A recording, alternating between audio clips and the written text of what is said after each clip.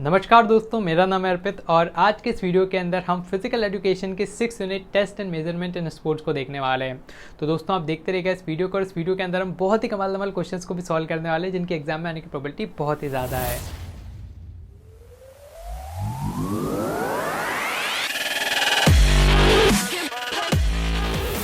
तो आज के इस वीडियो के अंदर हम लेटेस्ट सीबीएसई के सिलेबस के हिसाब से इस चैप्टर को पढ़ने वाले हैं। साथ ही हम एकदम बारीकी से इस चैप्टर को पढ़ेंगे ताकि आपका एक भी क्वेश्चन यहाँ से गलत ना हो।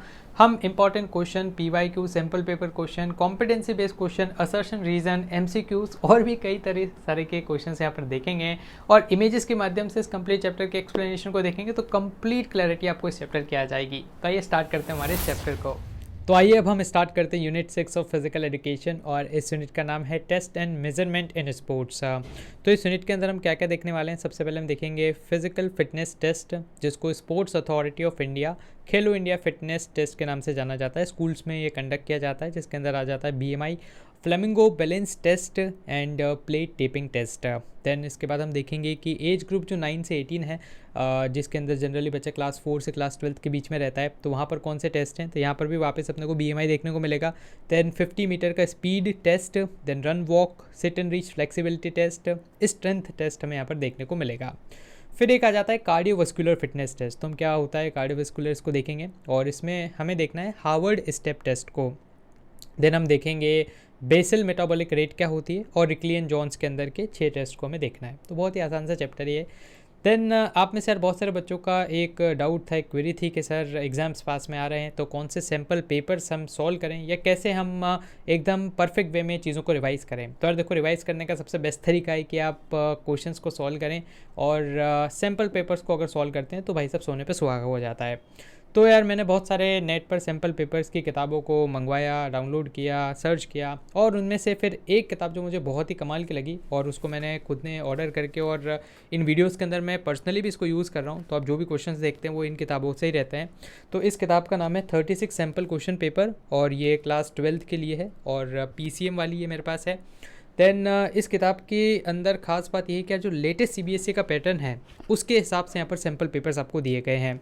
तो बिल्कुल यार कोई दिक्कत आपको नहीं आने वाली है और कहीं बहुत ज़्यादा आपको सर्च करने की ज़रूरत नहीं है। सारी चीज़ें इस किताब के अंदर दे रखी है। खासकर PCM, English, computer science, physical education तो इसी किताब के अंदर है। और आज के इस वीडियो के अंदर जितने भी क्वेश्चंस रहेंगे है ना, उसको हम इन सैम्पल पेपर वाली किताब से यहाँ पर सॉल्व करेंगे। देन लिंक आपको डिस्क्रिप्शन में मिल जाएगा इन किताबों का और मैं एक सैम्पल पीडीएफ भी यहाँ पर अटैच कर दूंगा जिससे आप देख पाएंगे कि किस तरह के क्वेश्चन है। हालांकि मैंने खुद ने टेस्ट किए हैं, बहुत ही गजब के क्वेश्चन हैं। और मेन बात तो ये देखो यार, क्वेश्चन तो कोई भी बना लेगा एक बार को, लेकिन उसके परफेक्ट सोल्यूशन देना और इस फॉर्मेट में देना है कि बिल्कुल आप बोर्ड में उसको लिख के आ पाओ, तो वो इस किताब में दे रखा है। तो बहुत ही अच्छी किताब लगी यार मुझे। लिंक्स आपको डिस्क्रिप्शन में मिल जाएंगे, वहाँ से आप इन किताबों को परचेज़ कर सकते हैं। बढ़ते अब हम आगे और सैम्पल पेपर के जो लेटेस्ट सीबीएसई के सैम्पल पेपर है उसके क्वेश्चंस को भी हम यहाँ पर सॉल्व करेंगे। तो स्टार्ट करते हैं। सबसे पहला है टॉपिक अपने पास फिटनेस टेस्ट, है ना। तो एसएआई की फुल फॉर्म होती है स्पोर्ट्स अथॉरिटी ऑफ इंडिया और इसने यहाँ पर सजेस्ट कर रखा है खेलो इंडिया फिटनेस टेस्ट के अंतर्गत 5 से 8 एज ग्रुप के लिए, मतलब जो क्लास 1 से 3 वाले बच्चे हैं उनको ये वाले टेस्ट करवाएंगे अपन और क्लास 4 से 12 वाले बच्चों के लिए ये 5 टेस्ट हम पढ़ने वाले हैं। तो सबसे पहले आ जाते हैं एज ग्रुप 5 to 8। तो प्राइमरी क्लास के बच्चे रहते हैं, छोटे छोटे नन्हे नन्हे मुन्ने मुन्ने बच्चे and they should acquire fundamental movement skills. ठीक है, तो छोटे बच्चों से हम बहुत ज़्यादा उम्मीद नहीं रखते हैं कि भाई साहब रोनाल्डो और मेसी की तरह वो खेलेंगे, है ना। तो बेसिक फंडामेंटल मूवमेंट स्किल्स उनके अंदर रहे, चलना फिरना, कूदना, दौड़ना, भागना, ये सब वो कर पाए। Then locomotor, manipulative and body management abilities, ये इन बच्चों के अंदर हम बेसिकली देखना चाहते हैं और डेवलप करना चाहते हैं। तो क्या क्या यहाँ पर टेस्ट दिए गए हैं आपके सिलेबस में, बीएमआई, देन उसके बाद कोऑर्डिनेशन जिसमें प्लेट टेपिंग देखेंगे और लास्ट में आ जाएगा बैलेंस के लिए फ्लेमिंगो टेस्ट। तो बीएमआई है ना, ये आसान है, शायद हमने 5th यूनिट में भी थोड़ा सा देखा था कि ये एक ऐसा टेस्ट है जिसको परफॉर्म किया जाता है जिससे हम देखते हैं कि क्या हम ओबेसिटी की तरफ तो नहीं जा रहे हैं। तो बीएमआई को कैलकुलेट किया जाता है weight in kg divided by height in meter का स्क्वायर। तो इस तरह से बीएमआई निकाला जाता है। पिछले यूनिट में मैंने आपसे बोला भी था कि आप इसको कैलकुलेट कीजिएगा, अगर नहीं किया है तो वापस करके मुझे कमेंट बॉक्स में बताइएगा। तो बीएमआई में क्या होता है, एक इंडेक्स निकलता है और फिर इस इंडेक्स को अपन स्टैंडर्ड वैल्यूज़ से कंपेयर करते हैं, है ना। वो स्टैंडर्ड वैल्यूज़ क्या है वो मैं आपको अभी आगे बताऊँगा। बॉडी कंपोजिशन के बारे में हमें इससे पता लग जाता है। बॉडी कंपोजिशन क्या होता है, basically it is the distribution of muscles and fat in the body, कि बॉडी के अंदर भाई साहब कितना फैट है.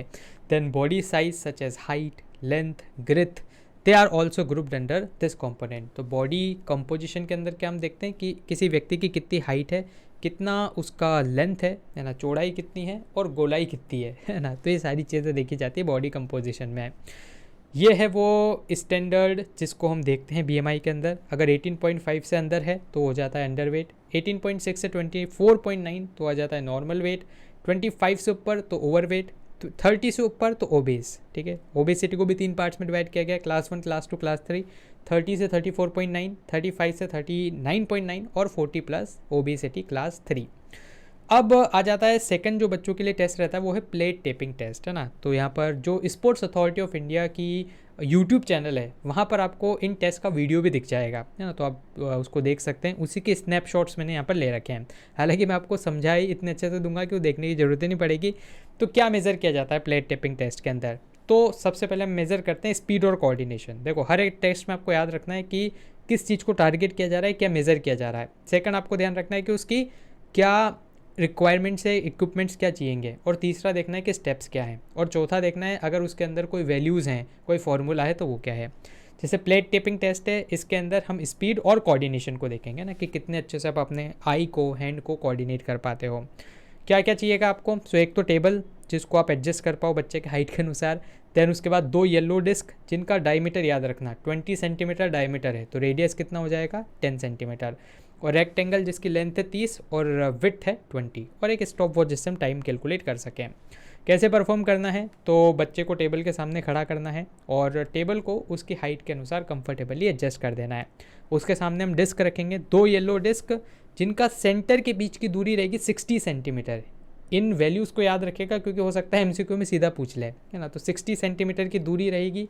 देन इसके बाद जो रेक्टेंगल है उसको आप बीच में रखेंगे, है ना. दोनों डिस्क के बिल्कुल बीचों बीच रखा जाएगा. And the non prefer hand is placed on the rectangle. ठीक है, तो एक हैंड रहेगा जिससे आप प्लेट को टैप करोगे और एक है नॉन प्रेफर हैंड जिसको आप उस बॉक्स में रख दोगे. Now subject moves the preferred hand back and fourth. तो एक बार इस प्लेट को टैप करेगा, एक बार दूसरी प्लेट को tap tap tap tap tap ऐसा करना है. एक्शन को रिपीट किया जाएगा 25 बार फुल साइकिल, तो 50 टोटल टैप हो जाएंगे.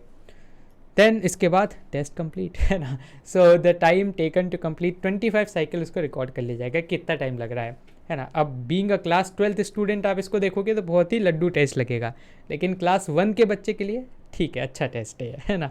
उसकी स्पीड और कोऑर्डिनेशन को देखा जा रहा है. देन उसके बाद फ्लेमिंगो बैलेंस टेस्ट, ये और आसान है. फ्लेमिंगो मतलब होता है एक चिड़िया, है ना. तो देखो यहाँ पर बिल्कुल हरी चिड़िया की तरह मोहतरमा लग रही है. तो क्या देख रहे हैं हम देख रहे हैं कि बच्चा बैलेंस कर पाता है नहीं सिंगल लेग पे, है ना. तो वो यहाँ पर देखा जाता है. फिर हम देखते हैं कि लेग की स्ट्रेंथ, पेल्विक मतलब आपका जो ये वाला एरिया रहता है ना, रिप्रोडक्टिव ऑर्गन वाला area.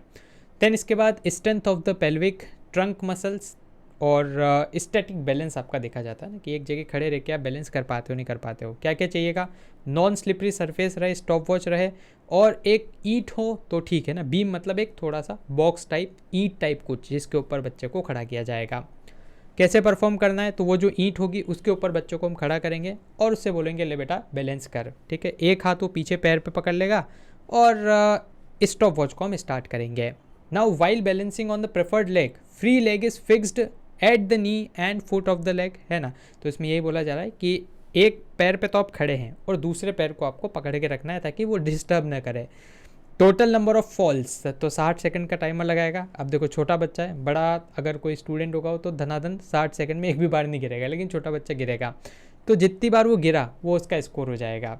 Now if there are more than 15 falls, तो 60 सेकंड में अगर 15 बार से ज़्यादा गिर गया इन द फर्स्ट 60, है ना, और 15 बार से ज़्यादा पहले ही 30 सेकंड में गिर गया तो भाई साहब फिर टेस्ट को टर्मिनेट कर दिया जाएगा. बोला जाएगा बिट्टू तो उससे ना हो पाएगा, है ना. फिर उसको ट्रेन किया जाएगा इस चीज़ के लिए. देन अब आ जाते हैं क्लास 4 से क्लास 12 था. तो पहला तो वही है BMI, है ना. अब यहाँ पर हम ओवरऑल फिजिकल फिटनेस देखेंगे किसी बच्चे की. तो BMI हमने देख लिया. 50 मीटर का स्पीड टेस्ट, 600 मीटर का रन जिसमें हम एंड्योरेंस देखेंगे. देखो जब भी लंबी दूरी रहेगी तो एंड्योरेंस आ जाएगा वहाँ पे. सिट एंड रीच, तो इससे हम फ्लेक्सिबिलिटी देखेंगे और स्ट्रेंथ के लिए पुशअप्स, पार्शियल कर्लअप्स, ये सब हम देखेंगे. तो सबसे पहले आ जाते हैं स्पीड टेस्ट. स्पीड टेस्ट में क्या होगा कि 50 मीटर तक स्प्रिंट करवानी है ना। स्प्रिंट मतलब बिल्कुल बिना इधर उधर देखे जितनी तेज़ी से आप दौड़ सकते हो उतना दौड़ना है। Starting from the stationary point से हमें दौड़ना है and once the subject is ready, तो रेडी सेट गो किया जाता है और वहाँ से जो सब्जेक्ट हो दौड़ता है। और कब रुकना है, उसको रुकना है जब फिनिशिंग लाइन आ जाए तब रुकना है ना। 50 मीटर क्योंकि ज़्यादा डिस्टेंस नहीं होती, जितना टाइम लगेगा उसको वही उसका क्या हो जाएगा, स्कोर हो जाएगा। देन अब अगला जाता है 600 मीटर रन या वॉक। तो इसकी प्रोसीजर कुछ नहीं है भाई साहब, स्टार्टिंग लाइन है, रेडी सेट गो होगा और आपको शॉर्टेस्ट टाइम में 600 मीटर को कवर करना है। अब सिंस 600 मीटर है तो बीच में आप चल भी सकते हो, है ना। गोल है कि 600 मीटर कंप्लीट करना है, क्योंकि अगर किसी ने एकदम सिर्फ और सिर्फ स्प्रिंट कर ली तो हो सकता है कि वो 100-200 मीटर में थक जाए और 600 मीटर कंप्लीट ही ना कर पाए। तो इसलिए आप रन वॉक करते हुए 600 मीटर को कंप्लीट करना है, जो भी शॉर्टेस्ट टाइम रहेगा वो आपका स्कोर हो जाएगा। फिर sit and reach flexibility test है ना, ये आप बॉक्स के सहायता से भी कर सकते हो, जिसमें आपको एक बॉक्स चाहिएगा, या फिर आप सीढ़ी के यहाँ पर भी कर सकते हो ना, स्टेयर केस के यहाँ पे। तो देखो ये सीढ़ी जैसा बना हुआ है, तो कुछ नहीं करना, एक पैर को आपको बॉक्स के यहाँ पर फिक्स करना है। फिर आगे से आपको यूँ पीछे झुक के और पूरा आगे तक झुकना है। अगर जो व्यक्ति है वो पैर से आगे निकल जाता है ना, तो यहाँ पर देखो एक रूलर रखा हुआ है, इसमें लिखा हुआ भी रूलर, मतलब एक स्केल रखा हुआ है। तो अगर वो व्यक्ति इस पैर से आगे निकल जाता है तो क्या हो जाएगा, तो हम बोलेंगे कि भाई साहब आप का स्कोर पॉजिटिव है। अगर वो रूलर के पीछे रह जाता है तो स्कोर नेगेटिव में आएगा। और फिक्स रूलर पे मतलब जहाँ पर पैर की टिप है वहीं पर उसका हाथ आता है तो स्कोर 0 हो जाएगा। तो इस प्रकार से हम देखते हैं, है ना। यहाँ पर मैंने लिख भी रखा है स्कोरिंग कैसे होती है। अगर हैंड ओवरलैप हो जाते हैं तो मतलब वहीं पर चल जाता है, बिल्कुल ओवरलैप का मतलब आगे निकल जाना, ठीक है। तो पॉजिटिव स्कोर, टच करते हैं तो 0 और पीछे रह जाता है तो नेगेटिव स्कोर रहेगा। तो फ्लेक्सिबिलिटी को टेस्ट करने के लिए वो, फिर स्ट्रेंथ को टेस्ट करने के लिए, है ना, जिसको अपन सिटअप्स भी बोलते हैं या फिर abdominal curl up, partial curl up, है ना। पार्शियल क्यों, क्योंकि इसमें हमने देखो घुटनों को फोल्ड कर रखा है। अगर घुटने एकदम पैर सीधे रहते तो फिर ये फुल कर्ल अप होता, लेकिन पार्शियल है क्योंकि घुटनों को हमने फोल्ड कर रखा है। तो स्टार्टिंग पोजीशन आपको क्या करना है, लाए करना है और नीज़ और हिप्स के बीच में 12 इंच का गैप रहेगा, ठीक है। थोड़ा बहुत ऊपर नीचे चलता है। Then feet can not be held और रेस्ट अगेंस्ट ऑन ऑब्जेक्ट, और आपको पैरों का किसी से सहारा नहीं लेना है। हेड इज़ न्यूट्रल, ठीक है, हेड न्यूट्रल पोजीशन में रहेगा। आप अपने हाथों को यूँ भी रख सकते हैं क्रॉस करके चेस्ट पे, या फिर यूँ करके हेड के पीछे भी रख सकते हैं। देन स्कोरिंग क्या होगा, जितने भी आप total number of curl ups करेंगे विदिन 60 सेकेंड्स तो आपका स्कोर हो जाएगा। फिर स्ट्रेंथ के लिए ही एक टेस्ट होता है पुशअप्स फॉर बॉयज़, है ना। तो पुशअप्स के अंदर कुछ नहीं करना, इस तरह से स्ट्रीम लाइंड बॉडी स्ट्रक्चर आपको बनाना है और अपने चेस्ट को आपको नीचे ले जाना है, फिर ऊपर लाना है। जितने भी आप पुशअप्स करोगे ना, पुश अप, तो पहले नीचे लाना है फिर पुश अप करना है, ठीक है। तो उसको बोलते हैं पुशअप, स्ट्रेंथ के लिए है। और बेसिकली ये जो अपर आपकी बॉडी की स्ट्रेंथ है उसको टेस्ट यहाँ पर से किया जाता है। तो जितने नंबर ऑफ पुशअप्स करेंगे वो आपका स्कोर हो जाएगा। गर्ल्स के लिए थोड़ी सी छूट दी गई है, वो अपने पैरों को नीचे टिका सकती है ना, बाकी उनको भी पुश और अप तो करना ही है। तो जितना यहाँ पर 60 सेकेंड में वो पुशअप्स कर पाएंगे वही उनका स्कोर हो जाएगा। तो ये टेबल मैंने यहाँ पर बना रखी है जो कि आपको बहुत आसानी से मतलब याद करवाने में मदद करेगी। जैसे 50 मीटर स्टैंडिंग स्टार्ट, इसमें आपको क्या करना होता है, यहाँ पर किसी व्यक्ति की हम स्पीड देखते हैं और क्या क्या चीज़ें रिक्वायर्ड है वो यहाँ पर साइड में दे रखी है। 600 मीटर से हम एंड्योरेंस देखते हैं, है ना। एंड्योरेंस को एक और हम क्या बोलते हैं, स्टेमिना या फिर एरोबिक फिटनेस भी बोलते हैं, ये आप याद रखिएगा। सिट एंड रीच टेस्ट से हम फ्लेक्सिबिलिटी देखते हैं। 4th नंबर पे जो पार्शियल कर्ल अप है इससे हम एब्डोमिनल की स्ट्रेंथ देखते हैं ना, एब्डोमिन मतलब आपका पेट। देन पुशअप्स फॉर बॉयज़, उससे हम अपर बॉडी की स्ट्रेंथ देखते हैं, और मॉडिफाइड जो पुशअप्स है गर्ल्स के लिए उससे भी हम अपर बॉडी की स्ट्रेंथ देखते हैं। फिर अब आ जाता है कार्डियोवास्कुलर फिटनेस। तो कार्डियोवास्कुलर फिटनेस क्या होता है, ये होती है हमारी हार्ट और लंग्स की एबिलिटी, जिससे वो कितना ऑक्सीजन रिच ब्लड सप्लाई कर पाता है मसल्स को। तो उसी को हम क्या बोलते हैं, कार्डियोवास्कुलर फिटनेस बोलते हैं। एंड इसके अंदर आपका हार्ट और लंग्स दोनों ही कोऑर्डिनेशन में काम करते हैं, दोनों साथ मिलकर काम करते हैं। एंड इसको अपन बोलते हैं हार्वर्ड स्टेप टेस्ट, है ना। एक और यहाँ पर जो लिखा हुआ है रॉकपोर्ट टेस्ट या 1 माइल टेस्ट, वो भी होता है, लेकिन वो अपने सिलेबस में सीधा मेंशन नहीं है ना, तो इसका मैं रफ आइडिया दे दूंगा, वरना अपने को पढ़ना हार्वर्ड स्टेप टेस्ट ही है। सो हार्वर्ड स्टेप टेस्ट क्या होता है, कार्डियोवास्कुलर फिटनेस है। तो कार्डियोवास्कुलर फिटनेस मतलब क्या, कार्डियो हार्ट, वास्कुलर लंग्स, तो लंग्स और हार्ट दोनों की फिटनेस होनी चाहिए। इसको एरोबिक फिटनेस टेस्ट भी बोलते हैं ना, एरोबिक फिटनेस टेस्ट, क्योंकि यहाँ पर स्टेमिना का भी कहीं ना कहीं एंगल आता है। तो कैसे होता है, it is use to measure the cardiovascular fitness या एरोबिक फिटनेस, हम रिकवरी रेट कि अपनी बॉडी ने पूरी एक्सरसाइज कर ली उसके बाद कितने टाइम में वो रिकवर कर पा रही है, उसकी मदद से हम बॉडी की फिटनेस को यहाँ पर निकालते हैं। तो इसकी अगर थोड़ा सा इतिहास हम देखें तो इसको बोरा एट एल नाम के एक व्यक्ति ने 1943 में डिस्कवर किया था, और इस टेस्ट का ऑब्जेक्टिव है कार्डियोवास्कुलर फिटनेस को यहाँ पर देखना, उसको परीक्षण करना। देन क्या क्या रिक्वायरमेंट है रिसोर्सेज की, तो एक तो जिम बेंच जिसकी हाइट रहेगी 45 सेंटीमीटर, स्टॉप वॉच टाइम के लिए, और एक असिस्टेंट जो कि आपकी मदद कर सके। कैसे टेस्ट कंडक्ट करना है, तो सबसे पहले एथलीट को अप एंड डाउन होना है 45 सेंटीमीटर हाई जिम बेंच पे, है ना। तो देखो यहाँ पर ये इमेज दे रखी है, तो या तो जिम बेंच हो तो ठीक है, या फिर 45 सेंटीमीटर का कोई भी आप क्यूब ले सकते हैं, बॉक्स भी ले सकते हैं। तो पहले ये देखो अप जाएगा, फिर एक बार नीचे जाएगा, तो ये होगा। तो टेस्ट के पहले आप थोड़ा सा वार्म अप करवा सकते हैं, 10 मिनट के लिए करवाया, उसके बाद आपने कमांड दिया गो, जैसे गो देंगे आपकी स्टॉप वॉच स्टार्ट हो जाएगी, उसको अप डाउन होना है। और आइडियल रेट क्या है कि एवरी 2 सेकेंड फॉर 5 मिनट उसको 150 स्टेप्स करने हैं, है ना। देखो 5 मिनट है तो 5 मिनट में कितने सेकेंड्स होते हैं, 300 सेकेंड्स, 5 6 30, 300 सेकेंड्स होते हैं। अब 300 सेकेंड्स में क्या है, हर 2 सेकेंड में उसको चढ़ के उतरना है।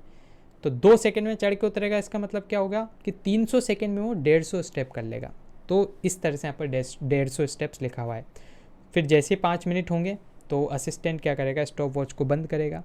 देन उसकी हार्ट बीट को चेक किया जाएगा, तो assistant measure the heart beat rate 1 minute after finishing, है ना। हाथ क्या नहीं होगा, जैसे उसने रेस फिनिश करनी उसके 1 मिनट बाद पहली हार्ट बीट देखी जाएगी, फिर दूसरी हार्ट बीट देखी जाएगी 2 मिनट बाद, और तीसरी हार्ट बीट देखी जाएगी 3 मिनट बाद। 3 हार्ट बीट ले ली, पल्स 1, पल्स 2, पल्स 3। फिर उसके बाद फिटनेस इंडेक्स की मदद से कंप्यूट किया जाएगा उसका एक फिटनेस इंडेक्स, है ना, जिसमें ड्यूरेशन ऑफ एक्सरसाइज, तो ड्यूरेशन ऑफ एक्सरसाइज अपने को पता ही है 5 minute, multiply by 100 divided by 5.5 into pulse count between 1 to 1.5, है ना। तो 1 to 1.5 मतलब पहली पल्स काउंट को हमें यहाँ पर देखना है। तो इस तरह से आपका फिटनेस इंडेक्स कंप्यूट होगा, है ना। फिर उसको बाद में हम स्टैंडर्ड टेबल से मैच कर लेंगे जैसे BMI में करा था, है ना। हालांकि आपको उस वाली टेबल वाली वैल्यू कभी कोई नहीं पूछता और याद भी नहीं रखनी है। बस आपको इतना याद रखना है कि हार्वर्ड स्टेप टेस्ट क्या है, किस चीज़ को मेज़र करता है, कैसे परफॉर्म किया जाता है, क्या इसकी इक्विपमेंट्स क्या चाहिए, बस इतना याद रखना है। फिर आ जाता है सिंपल सा कंसेप्ट बेसल मेटाबॉलिक रेट, तो BMR के नाम से इसको हम जानते हैं। और इसके अंदर हम देखते हैं नंबर ऑफ कैलोरीज जो अपनी बॉडी बर्न करती है ड्यूरिंग रेस्ट, है ना। जब हम सो रहे होते हैं तब हमारी बॉडी कितनी कैलोरी बर्न कर रही है उसको बोलते हैं बेसल मेटाबॉलिक रेट। नाउ, है ना, देखो मेटाबॉलिज्म का मतलब ये होता है कि जब हमारी बॉडी क्या कर रही है, खाने को पचा रही है, तो आप रेस्ट वाली पोजीशन में हो। Now we can get in insight into your energy level if you know the BMR level. तो किसी भी व्यक्ति की एनर्जी लेवल को आप पता लगा लोगे अगर आपको उसके BMR लेवल का पता है तो। नाउ हमारी बॉडी को यार हर एक कार्य करने के लिए एनर्जी की रिक्वायरमेंट है। भले सोना अगर हमें है ना, तो सोते वक्त भी सांस तो ले रहे हो, तो उसके लिए एनर्जी की रिक्वायरमेंट है। तो हर एक चीज़ के लिए एनर्जी की रिक्वायरमेंट है, सांस लेने के लिए, ब्लड के सर्कुलेशन में, सेल्स को रिपेयर करने के लिए, हर एक चीज़ के लिए एनर्जी की रिक्वायरमेंट है। तो इसलिए हम BMR से एनर्जी के लेवल को नापते हैं। हमारी बॉडी बर्न करती है कैलोरीज जैसे ही हम कोई भी मूवमेंट करें, भले हम हाथ ऊपर नीचे करें, मैं बोल रहा हूँ तो मेरी एनर्जी यहाँ पर बर्न हो रही है। सो अगर हम मॉनिटर करते हैं कि कितनी एनर्जी कंजम्पशन हो रहा है उसका, तो वो हमें अनवांटेड वेट गेन से, सीवियर वेट लॉस से बचा सकता है।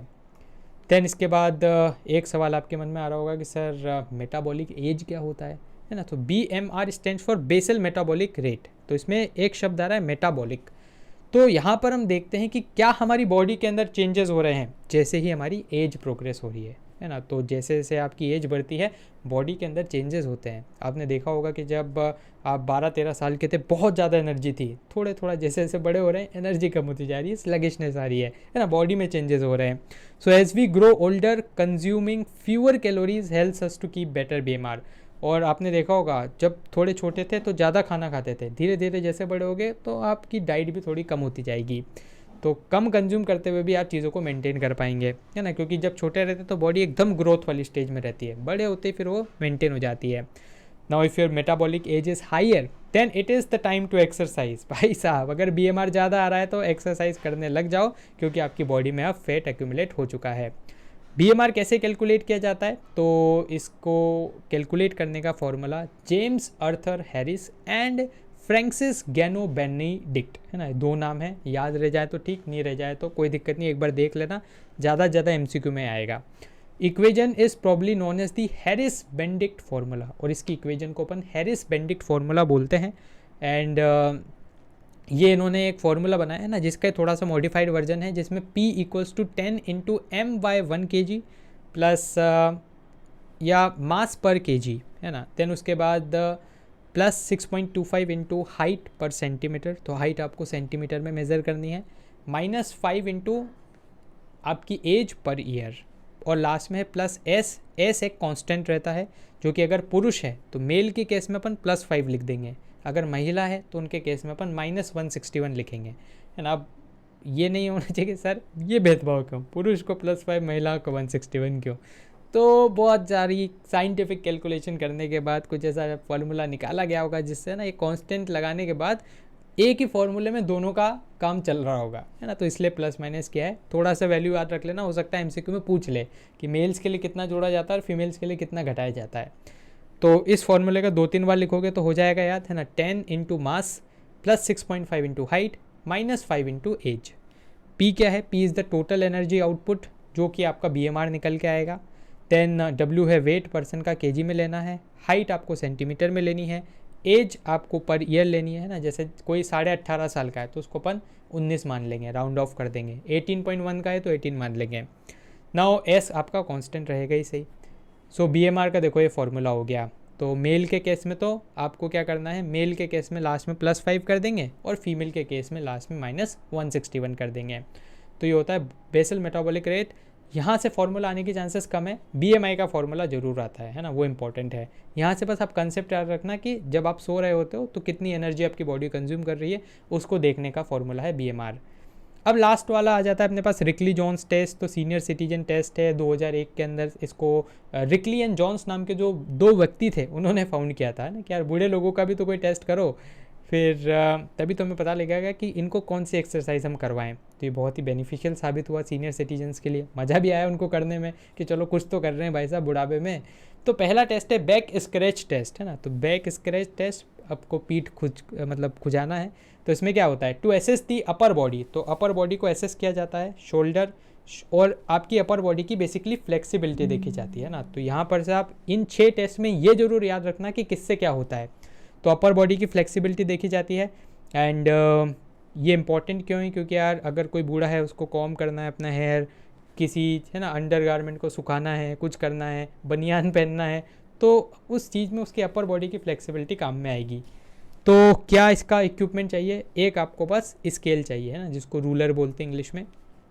सो finger should be aligned, measure the distance between tip. तो देखो इसमें क्या करना है, एक हाथ इधर से जाएगा पीछे, एक हाथ इधर से जाएगा पीछे, और फिर दोनों को आपको टच करना है। अब देखो बूढ़े हैं, हो सकता है टच ना हो, अगर दूर भी रह जाए कोई दिक्कत नहीं, स्कोर आ जाएगा नेगेटिव में, टच हो जाए स्कोर आ जाएगा 0 में, ओवरलैप हो जाए तो स्कोर आ जाएगा पॉजिटिव में, जैसा कि अपन ने फ्लेक्सिबिलिटी वाले में देखा था, है ना, वो कौन सा टेस्ट अपन ने पढ़ा था अभी शुरू में, उसमें देखा था फ्लेक्सिबिलिटी में।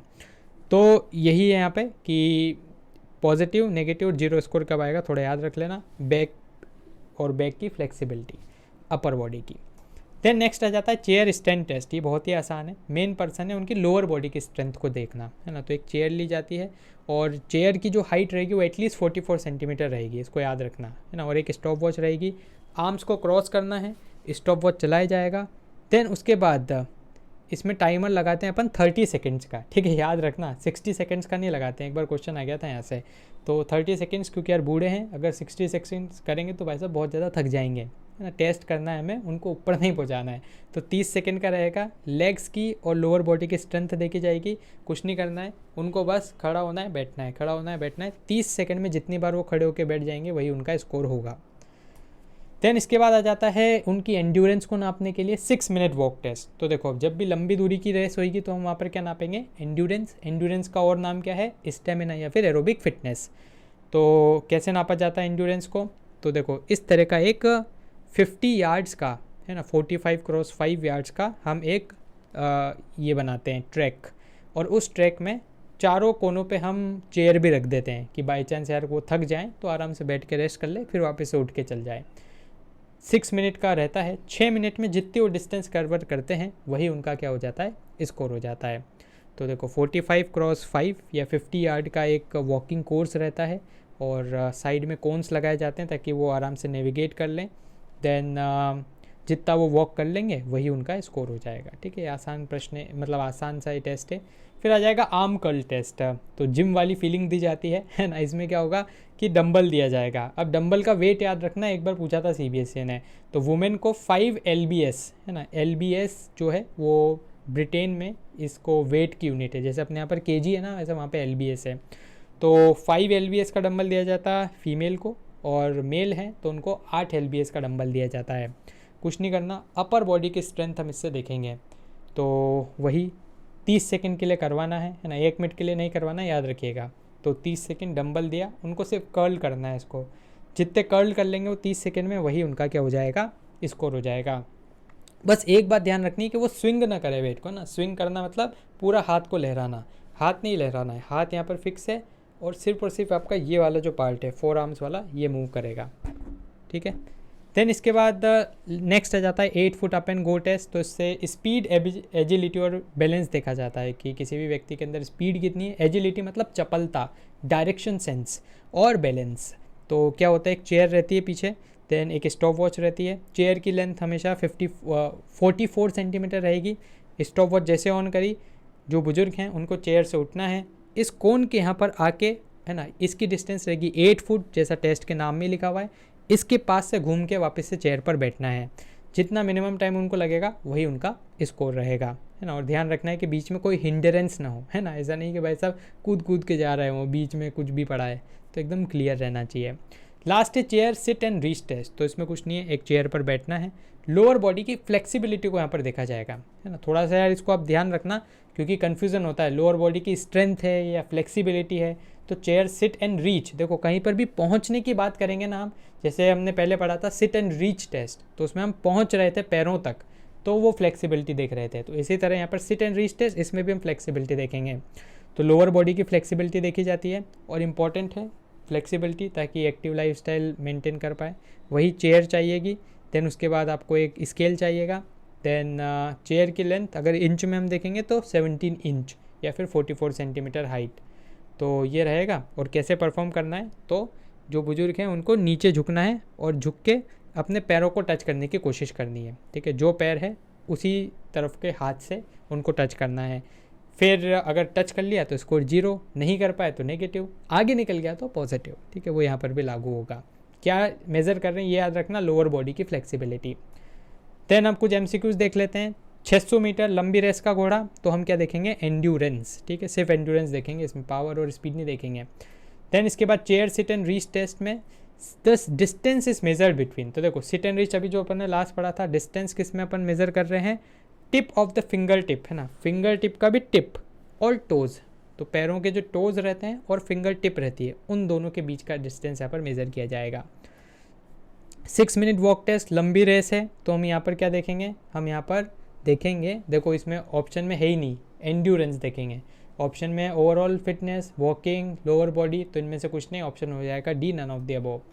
बैक स्क्रैच टेस्ट जो रहता है अपर बॉडी फ्लेक्सिबिलिटी के लिए, उसको किया जाता है कौन सी पोजीशन में, तो अपन ने देखा था बैक स्क्रैच है तो सिटिंग पोजीशन, नहीं स्टैंडिंग पोजीशन में ना, खड़े होकर कार्य करना है आपको। तो ऑप्शन नंबर ए इसका आंसर रहेगा। देन इसके बाद कुछ PYQs देख लेते हैं। Sit and reach test conduct किया जाता है फ्लेक्सिबिलिटी के लिए, अभी अपन ने देखा। सैम्पल पेपर का एक क्वेश्चन है ना, तो इसमें यहाँ पर है कि आपको टेबल बनानी है, जो भी टेस्ट यहाँ पर एज ग्रुप 9 से 18 के लिए, तो अपन ने देखा था 5 टेस्ट थे। टेबल मैंने हेजिटेज आपको बना के दी थी, है ना, तो वही की वही टेबल आपको बस यहाँ पर छापनी है कि किस चीज़ को मेज़र कर रहे हैं और टेस्ट का नाम क्या है। और अगर थोड़ा सा और अट्रैक्टिव बनाना है तो क्या इक्विपमेंट यूज़ हो रहे हैं वो भी आप बता सकते हो इसके अंदर। देन इसके बाद सीनियर सिटीजन का जो टेस्ट रहता है, तो सीनियर सिटीजन की एज क्या रहती है, तो देखो अपने को पता ही है 60 साल के ऊपर जो रहता है सीनियर सिटीजन है ना। अब 60 के आगे कुछ भी आ जाए, 94, 100, 110, 120। अब यहाँ पर एक ही ऑप्शन है जो 60 प्लस है, तो इसलिए ऑप्शन नंबर ए इसका राइट आंसर है। ये बहुत ही अच्छा क्वेश्चन है, सैम्पल पेपर में भी आया हुआ है। Chair stand test, arm curl, back scratch और 6 मिनट वॉक, किससे क्या होगा, तो देखो चेयर स्टैंड, सिर्फ और सिर्फ उनको क्या होना है, खड़ा होना है। तो खड़े होने में क्या हम देखेंगे, लोअर बॉडी की स्ट्रेंथ। आर्म कर्ल टेस्ट, तो इसमें हम देखेंगे अपर बॉडी की स्ट्रेंथ। बैक स्क्रैच टेस्ट, तो इससे हम देखेंगे अपर बॉडी की फ्लेक्सिबिलिटी। और 6 मिनट वॉक टेस्ट, तो इससे हम देखेंगे एंड्योरेंस ना। तो ऑप्शन नंबर ए आपका क्या हो जाएगा, राइट आंसर हो जाएगा। देन इसके बाद ऑब्जेक्टिव्स आपको बताने हैं। फ्लेमिंगो टेस्ट के आप आराम से बता सकते हो। फ्लेमिंगो मतलब वो चिड़िया की तरह खड़ा होना है, बैलेंस बनाना है बेसिकली, है ना। देन फिर टेबल बनाना है आइटम्स की, ये अपन ने देख ही लिया। तो ये इस तरह की टेबल मैंने आपको बताई थी पहले, एज इट इज छाप के आनी है। देन कौन सा टेस्ट डेवलप किया गया है फॉर सीनियर सिटीजन्स, तो ये टेस्ट है Rikli and Jones test, option number B. Test that is use to test the functional ability among the senior citizen, ठीक है। तो वही है Rikli and Jones test. Senior citizen जहाँ पर मैं नाम है आपके सिलेबस में एक ही है, Rikli and Jones. Then test duration क्या है आमकल टेस्ट का, मैंने बताया था बूढ़े हैं 30 सेकंड से ज़्यादा नहीं होएगा, तो 30 second is the right answer, है ना। इस तरह से आमकल टेस्ट किया जाता है। कैसे प्रोसीजर है वो आपको पता ही होगा। आइडेंटिफाई करना है ऑड वन कौन सा है, तो देखो इसमें से 3 तो हैं सीनियर सिटीजन्स के लिए, 1 2 3, और चौथा है यंग लोगों के लिए, हार्वर्ड स्टेप टेस्ट। तो जो ऑप्शन नंबर ए है दैट इज़ 4th, वो इसका ऑड वन आउट है। केस स्टडी अगर अपन देखें तो मिस्टर लक्ष्मण इंजीनियर हैं, और यहाँ पर देखो ये डायग्राम जो दे रखा है इसमें वो 8 foot up and go test कर रहे हैं। तो ये क्या बता रहा था, ये एजिलिटी को नापने के लिए ना, डायरेक्शन सेंस, चपलता को देखने के लिए, ये वाला option number A. Assertion reason देखें तो chair stand test is designed to fitness senior citizen, ठीक है, सीनियर सिटीजन के फिटनेस नापने के लिए है। ये टेस्ट सेफ है, एन्जॉयबल है और साइंटिफिक स्टैंडर्ड्स को मीट करता है, इसीलिए इसको सीनियर सिटीजन्स के लिए रखा गया है। तो दोनों सही है, A and R true and R is the correct explanation. तो ये थे अपने सारे क्वेश्चंस। कोई डाउट हो तो आप कमेंट बॉक्स में जरूर से बताइएगा। तो फिलहाल के लिए इस वीडियो में इतना ही। मुझे उम्मीद है कि आपको वीडियो पसंद आया होगा। अगर आपके कोई भी डाउट्स हो, सवाल या सुझाव हो तो जरूर से आप उसको कमेंट बॉक्स में लिख दीजिएगा। दोस्तों आप हमारे चैनल को भी सब्सक्राइब कर लीजिएगा, क्योंकि इससे हमें और भी ज़्यादा मोटिवेशन मिलता है आपके लिए वीडियोज़ बनाने के लिए। सब्सक्राइब बटन के पास बने एक बेल आइकन को भी आप जरूर से दबा दीजिएगा, ताकि हमारे चैनल के लेटेस्ट नोटिफिकेशन आपसे मिस ना हो। तो दोस्तों धन्यवाद, जय हिंद, जय भारत।